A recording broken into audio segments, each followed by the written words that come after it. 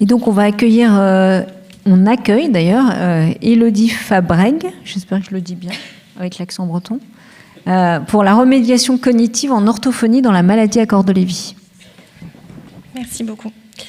Bonjour à toutes et à tous. Donc, en effet, je suis orthophoniste et je vais vous présenter les manifestations des troubles du langage à la maladie à corps de Lévy, mais aussi la prise en soin orthophonique, qui est à la fois langagère et cognitive.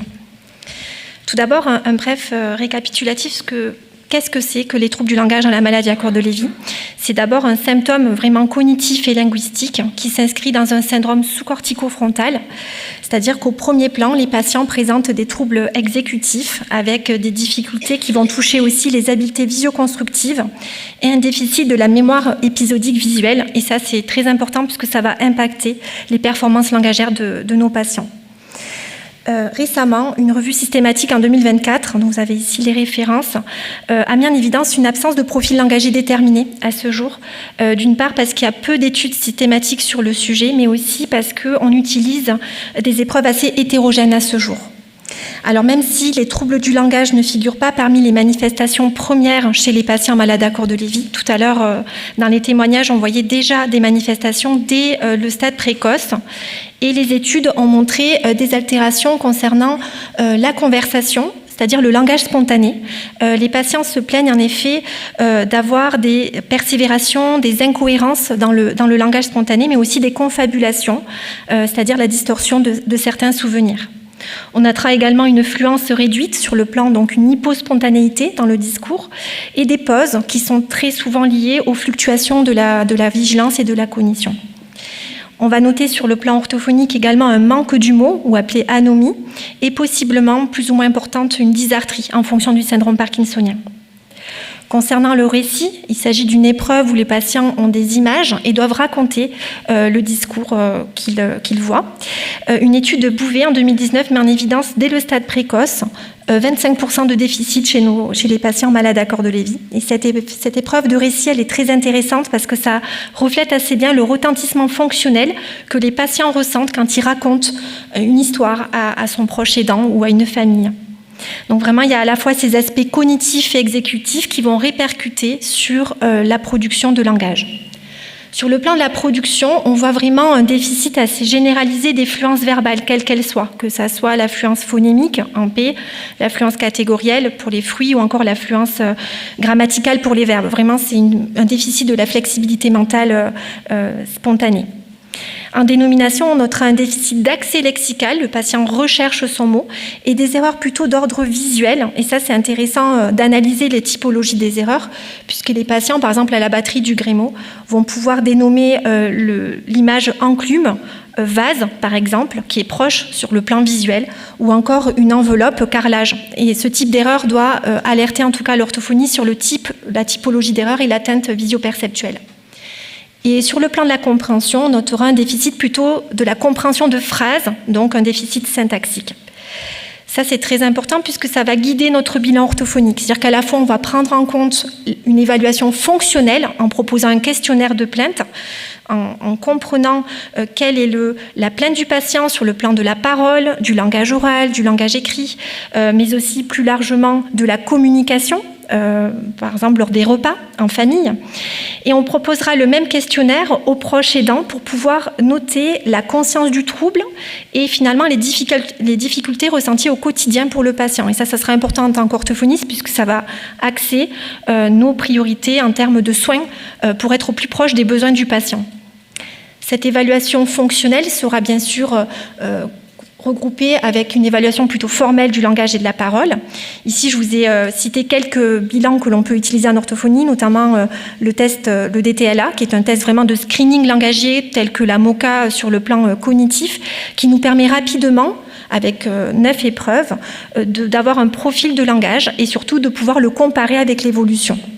Et puis bien sûr les bilans plus exhaustifs tels que la Grémeau pour le langage, la BETL pour les connaissances sémantiques et la BECD pour la dysarthrie, donc les aspects moteurs de la parole et les aspects de l'intelligibilité.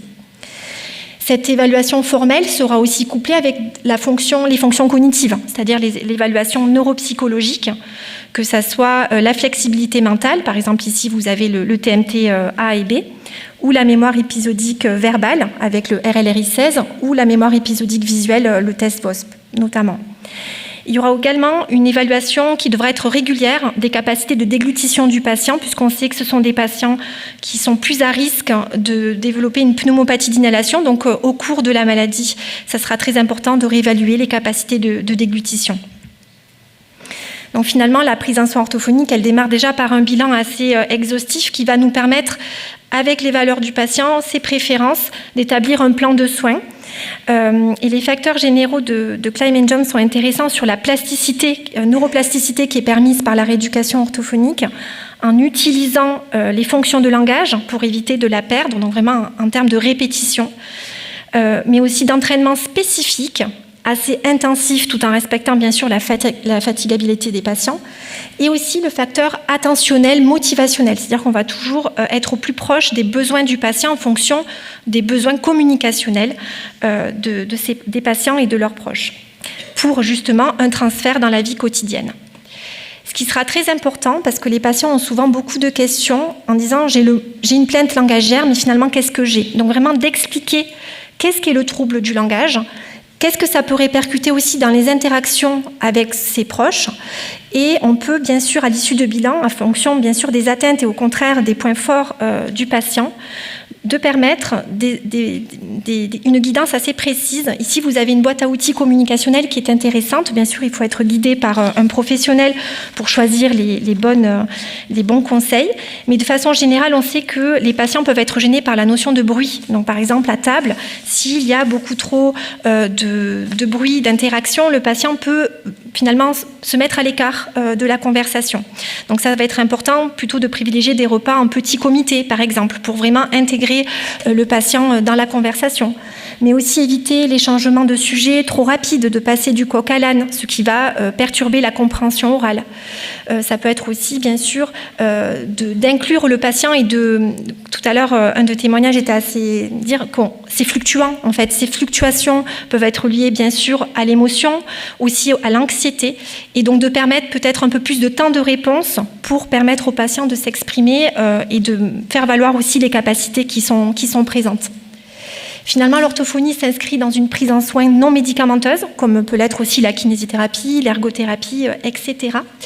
Et cette étude met en évidence que ça contribue au maintien des fonctions cognitives et de l'autonomie, et également de diminuer les symptômes psychocomportementaux qui, on sait, peut invalider beaucoup les interactions langagières des patients MCL, telles que l'anxiété, on en a parlé tout à l'heure, l'agitation ou encore l'apathie.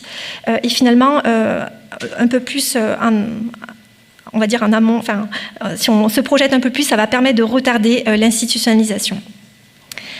L'orthophonie, bien sûr, c'est un soutien à la communication et vraiment, c'est à prendre au sens large. C'est tout ce qui va améliorer l'accès ou la participation à la communication aux événements et aux activités. Donc, c'est assez large. Et surtout, ce qui va être très central, c'est d'inclure les proches aidants dans l'utilisation des outils que l'on va proposer, donc de moyens de communication augmentative et alternative, que ça soit numérique, pour ceux qui l'utilisent déjà, mais aussi ça peut être papier-crayon, comme vous le voyez ici, avec des livrets de communication qui vont activer des connaissances sémantiques et langagières en fonction des besoins du patient. Ça peut être le domaine de l'alimentation, ça peut être aussi des loisirs que le patient a. Je vais vous donner l'exemple tout à l'heure d'une patiente qui adore la botanique et c'est peut-être un vocabulaire pas commun, mais qui pour elle a du sens. Donc ça, c'est vraiment important. On va aussi activer les éléments biographiques, comme ici l'arbre généalogique avec des photos et des supports. On peut contribuer aussi à l'aménagement de l'environnement pour une meilleure organisation et surtout une planification des étapes. Ça va être très important d'aider à cette planification en l'écrivant, comme par exemple ici avec l'utilisation d'une cafetière. C'est vraiment un exemple concret d'une de mes patientes qui ne parvenait plus à planifier les étapes. Donc le fait de les écrire ensemble lui permet ensuite en autonomie d'utiliser seul un outil. Mais c'est un exemple parmi d'autres. Concernant la parole et la voix, la LSVT là, où est vraiment une thérapie qui fait consensus sur le plan de la parole et qui va reprendre les principes d'apprentissage moteur où on va reprogrammer les plans moteurs pour que le patient puisse parler fort, avoir une intensité vocale, une amplitude de la voix et donc améliorer son intelligibilité de parole. Et bien sûr, on travaillera tout ce qui est tonus musculaire, ce qui contribuera bien sûr à la bonne articulation, mais aussi à favoriser la déglutition. Et puis maintenant, on va faire un focus sur les thérapies de l'anomie. Donc l'anomie, c'est le manque du mot. Les patients vont vraiment avoir des difficultés d'accès aux mots. Pour cela, cette méthode SFA va pouvoir être utilisée à la fois pour les noms, mais aussi pour les verbes. Donc vous voyez, c'est vraiment ce canevas que vous voyez ici, qui a été complété avec une de mes patientes, que je suis à domicile et qui adore la botanique, justement. Donc par exemple, ici, vous avez l'image jasmin. Et donc, on va activer tous les traits sémantiques liés à cet item, donc la catégorie, à quoi ça sert, les caractéristiques, la localisation et aussi à quoi ça vous fait penser, l'association. Ça, le côté vécu est très important pour les patients. Et on sera toujours très vigilant, d'autant plus avec les patients MCL, aux variables liées à l'image. C'est-à-dire qu'on va déjà s'assurer que l'image est bien identifiée par le patient, puisqu'on sait que les contrastes peuvent être gênants pour ces patients-là. Donc vraiment, ça va être important. Et ce qui sera central, c'est de choisir des mots qui sont fonctionnels, que le patient va pouvoir réutiliser dans son quotidien. L'apprentissage sans erreur est aussi une thérapie qui est très recommandée pour la MCL, puisque c'est une thérapie qui vise aux troubles exécutifs pour que le patient évite de retenir une erreur. Par exemple, s'il a dit Lila pour Jasmin, il risque de retenir cette dénomination. Et donc, on va le conduire avec des indices progressifs, comme vous le voyez là, avec un estompage progressif des indices. Au départ, vous voyez, les concurrents sont très éloignés, puisqu'on met roche, ruisseau, jasmin. Et petit à petit, on va donner des indices beaucoup plus proches pour que le patient arrive à récupérer seul le mot. On proposera bien sûr une ébauche de la première syllabe. Ça aide souvent les patients, de pouvoir leur donner la première syllabe. Et si c'est réussi, on ne donnera que le premier son, etc. Et on permettra ce rappel de façon espacée. Bien sûr, la thérapie langagière doit être couplée avec une thérapie des fonctions cognitives. Vraiment, l'une nourrit l'autre, c'est-à-dire que vraiment l'entraînement des fonctions cognitives, des fonctions exécutives permettra une meilleure récupération aussi du langage et une préservation du langage. Et vraiment, le choix des stimuli, de ce que l'on va travailler, sera vraiment spécifique au patient en fonction de sa plainte, d'une part. Ça, c'est vraiment important de partir de la plainte du patient, mais aussi du bilan neuropsychologique qui aura été établi. Et on va pouvoir vraiment travailler de façon précise les processus d'attention, de fonction exécutive, par exemple, inhiber une mauvaise réponse et choisir la bonne, et la flexibilité en changeant, par exemple, de sujet de conversation. Donc tout cela, ça a un objectif bien sûr fonctionnel pour que le patient puisse continuer par exemple à suivre un film qui demande beaucoup de flexibilité ou encore suivre une conversation ou encore lire un livre. Je me permets, il reste 3 minutes. Oui, j'ai terminé.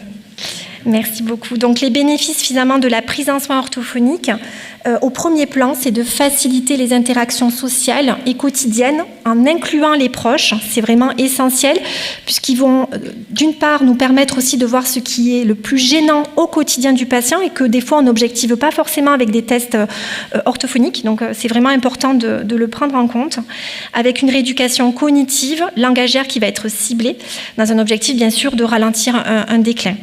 Et ça va contribuer au maintien de la qualité de vie, ce qui est quand même primordial pour les patients et leurs proches.